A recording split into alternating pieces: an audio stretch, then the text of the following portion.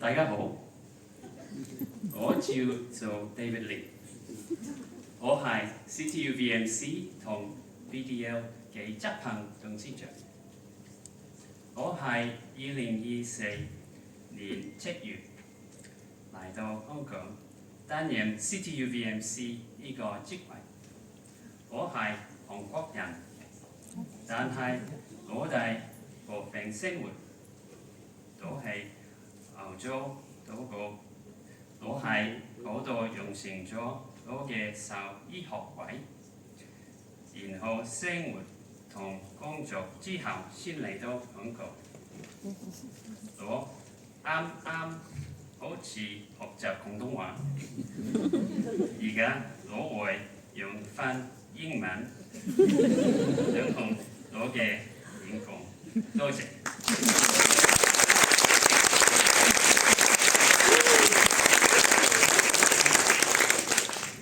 Hopefully you can understand my English better because the Australian accent can sometimes be a bit difficult to understand. But thank you very much for inviting me as your guest of honour. And I just wanted to share a little bit about my journey and maybe just, hopefully I can give you some insight on what I've done in my career and maybe there's a few things you can take away as you look at entering your clinical rotations. So, to start my presentation, I'm going to take you back. I was saying to Professor Bars that Sydney Uni didn't have a white coat ceremony when I graduated. I do understand they do have one now. But I do want to take you back to a stage in my career, probably a similar age as to where you're all at now.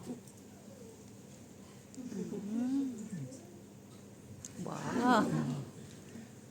So that's me in final year doing some of my clinical rotations. So when I got asked to speak tonight, I really had to think about, okay, well, if I can actually go back and speak to a younger version of myself at a stage in my veterinary learning where you're all at, then what would I actually be telling that person? So what would I be saying to the young-looking vet student here as to what to expect, and is there any tips or insights that I can give? And as I thought about the learnings and the developments and the journey that I've taken throughout my career, it really did dawn on me that a lot of those lessons and developments actually start during the clinical rotation. So I think it's a very exciting time for all of you in terms of your learning really amplifying and accelerating over the next 12-13 months before you become fully qualified veterinarians. So what I wanted to share with you was I wanted to share 4 tips or insights and lessons that I've learned over the years. Like I said, a lot of those learnings started in final year vet school during the clinical rotations, and I'm hoping that this can, shift your mindset, spark some thinking, and hopefully will go a small way into developing and being of value to all of your veterinary careers. Okay, so the first insight is the magic of mistakes. So, magic of mistakes, what's that about? So I've got a story to tell. So I recall a dinner conversation I was having with a friend a few years back who happens to be a civil engineer. And actually, before I continue, because we've got family and friends of all of you here, any engineers in the room?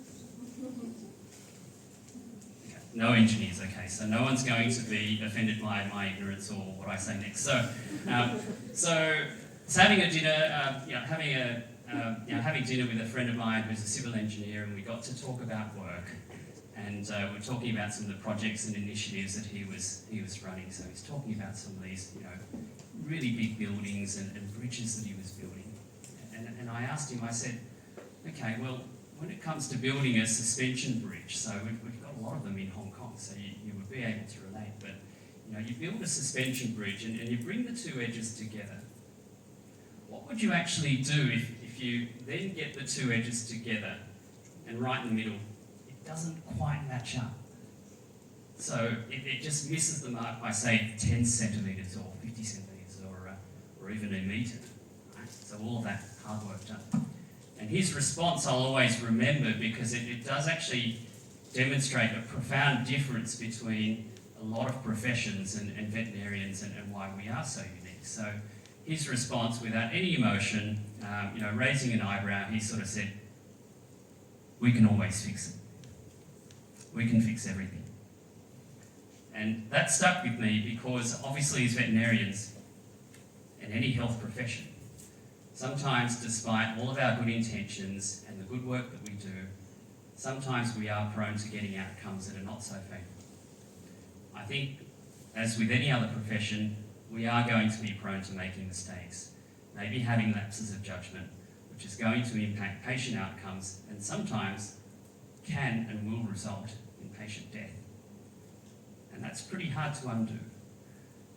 But what I do want to say to you, and I certainly made a lot of them, and I did make several mistakes even during clinical rotations, because you will be entering private practices and clinical environments where you will really be putting a lot of the theory and the learnings that you've developed over the last few years into practical applications. You will make mistakes, and that will continue as you become newly graduated veterinarians and throughout your professional career. And what I say about that is it's okay, because I think also as veterinarians we tend to be very high achievers. We tend to set very high standards of ourselves, and we tend to be very hard on ourselves and maybe put too much on the outcome. And what I want you to think about is, if you adopt a certain mindset around making mistakes, then you really can discover the magic of mistakes, because it can actually be your best teacher. So I think when mistakes do happen, or you do have an error of judgment, while you're on clinical rotations or in practice, have a really good objective, non-bias look at what you've done. Have a think about what you would do differently, what the learnings would be. Think about, say, one or two specific actions that you're going to take out of that and what you would do differently the next time. And don't dwell on it. I think if you've had a look at that, worked out what you need to do, move on, move forward. Because it won't be the first time and it won't be the last time. But mistakes can certainly be the best teacher. And you are now at the cusp of actually entering the world of clinical, practical environments where you will be doing a lot of work in real case situations. Insight number 2, which is a bit of a segue from insight number 1, and that is master the art of receiving feedback, I should say. Because I think as final year students going into clinical rotations, of course you're going into these hospitals to learn and to increase your exposure and experience. And certainly at this stage of your veterinary journey, you're probably in a position where you're receiving feedback more often than what you're actually getting. Now, I remember being on a final year clinical rotation at a practice in Sydney, and I'll be honest, and I'm glad Professor Bars wasn't at the university back then, because I wasn't a very good student. Okay? So I think that quite often my concentration would lapse, and I was probably one of those students that was probably questioning a lot of things as to why things were done a certain way. And I think this caught up with me during this rotation, because obviously my performance wasn't up to scratch, and I had one of the vets actually say, "Okay, well, I do actually want to sit down with you and give you some feedback," and pointed out several things that I needed to start to do better. And look, when I received that feedback, was it upsetting? Yes.